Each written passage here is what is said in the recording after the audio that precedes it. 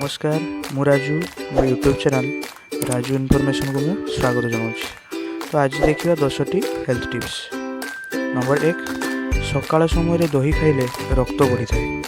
Number 2, जदि आपणकर पेट अधिक बढ़ी थाए तो रसुण रस पेट में मालिश करंतु, एथिरे बढ़ी पेट कम हो जाए।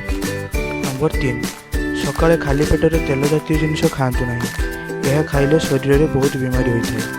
नंबर 4, पेटरे गैस ठीक करने सुखिला पुदीना पत्र खातु, गैस दूरे जीव एवं यह पेट जंत्रणा को दूरे थाए। नंबर 5, खाद्य खाइबा परे गोटे गुजराती खातु, खाद्य शीघ्र हजम होता है।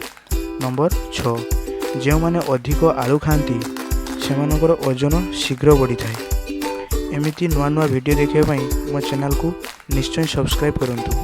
तो एबे देखो नंबर 7, चाह पी सारिला परे पानी पियंतु नहीं, एथिरे शरीर में बहुत क्षति होता है। नंबर 8, अधिक पानी पीउथुबा लोके सबुबले सुस्थ रुहंती। नंबर 9, राति रे भात अधिक खाइले पेट बाहरी जाए। नंबर 10, जो माने प्रतिदिन दही खाती सेमानकर परिस्रा इन्फेक्शन केबे भी होई न थाए।